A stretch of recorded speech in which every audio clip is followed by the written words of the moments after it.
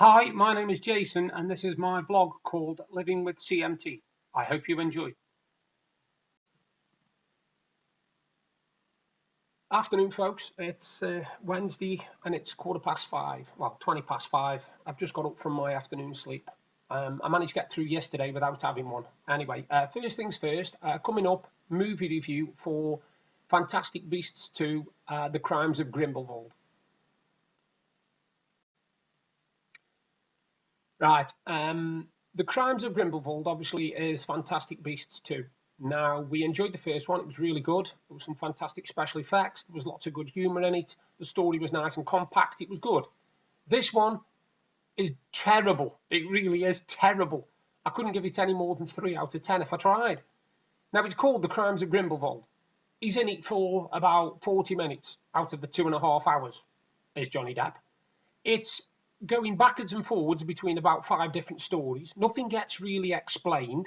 It seems to be a film based around special effects, to be perfectly honest with you. Take the special effects out of it and there's nothing to it whatsoever. It's garbage, it really is. We nearly fell asleep halfway through it. That's how bad it was. There was just no flow to it at all. It was backwards and forwards and jumping and left and right, and you just couldn't follow it.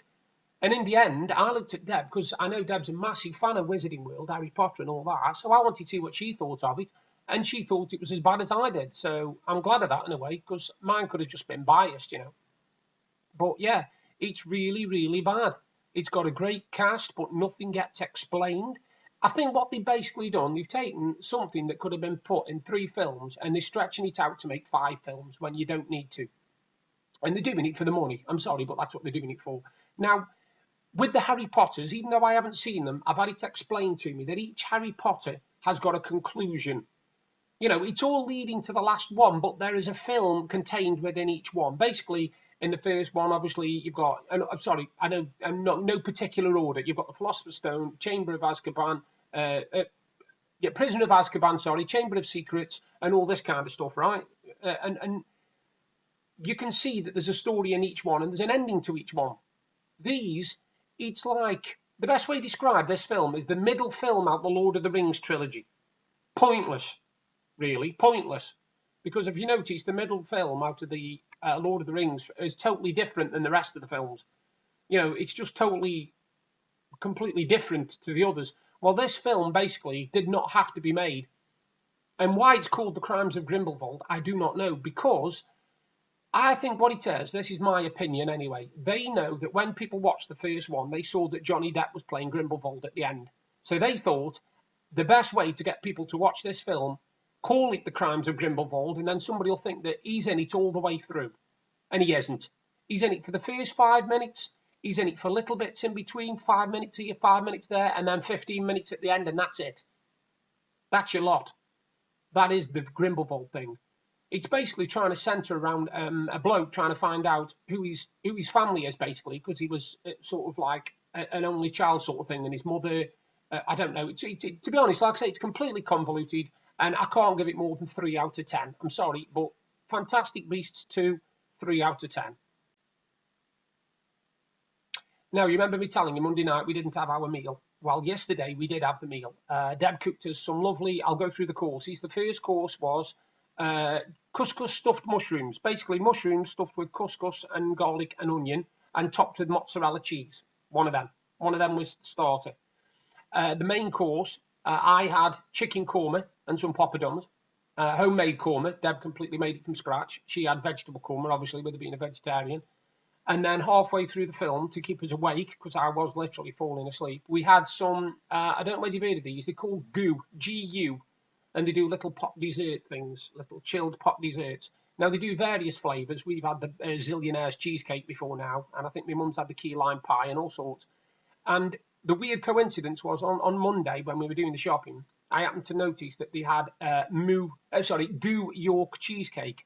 Well, I had to get them, and the reason being is when we got married 5 years ago, one of the courses, the dessert course of our wedding breakfast, as you call it, wedding afternoon meal thing, was New York cheesecake. So it was nice to find that, and we could actually have that, and we knew that that was something we'd had 5 years beforehand on the wedding day. So that was really, really good. Yesterday like I said, we had a really, really good day, except for the movie. The movie was the only thing that let us down. We didn't really think much of the movie at all. I ended up watching, to be honest, before I went to sleep, I ended up watching another episode of Me Too Ronnies. I'm nearly at the end of season 8 now.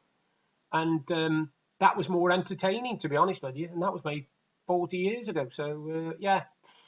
No, it's not very good. That film isn't very good. I wouldn't recommend. I mean, I think it's one of those that if we weren't collecting the series and we just watched it on Netflix or something, there's no way we'd go out and buy it. We wouldn't, honestly. Nothing gets explained. It's just very strange. Today, not doing much. The good news is all my pains in my stomach have gone since I stopped taking tramadol. I'm not getting no more stabbing pains in my stomach at all, which tells me it was the tramadol.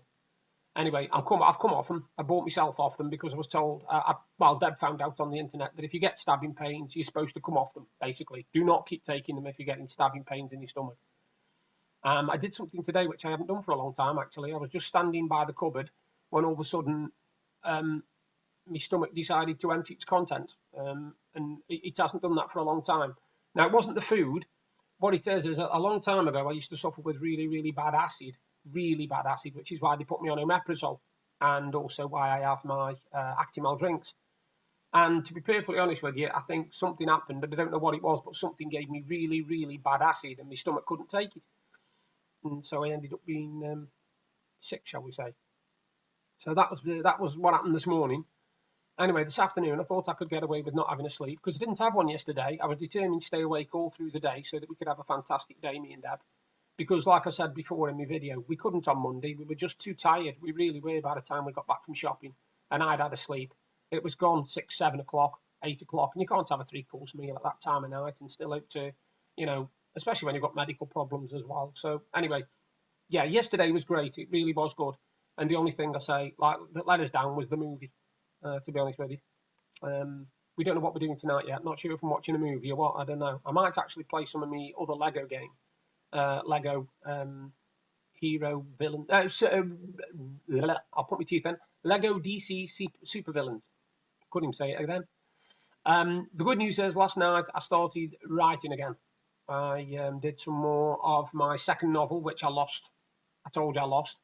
But I've done it proper now, so that whenever I finish writing, as soon as it stops and I come off it, it automatically uploads to the cloud.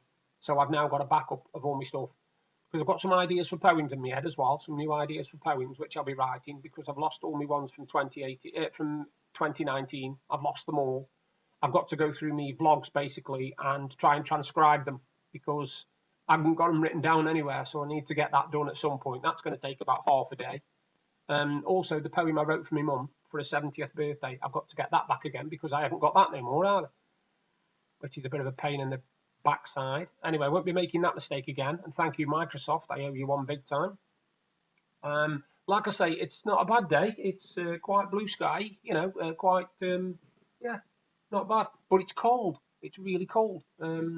We should have been going out today, but I haven't really been up for it. I wasn't sure, you see, I won't go into details, but I wasn't sure how I was going to react to having a chicken curry. Luckily, I've been fine. Don't get me wrong, I've been fine. There's no problems there. But I didn't know, and it's not the kind of thing you take a chance with downtown. You don't go downtown thinking that you might end up with a dodgy stomach downtown. You don't do that. I've been there, and I've got the T-shirt, and it's not a pleasant experience. Anyway, yeah, I've noticed in the news it's all about Brexit again, which is boring me. And the other thing I noticed, which is a very important subject really, and it's been going on for years, but it's taken now till they're going to start tackling it properly, is racism in football.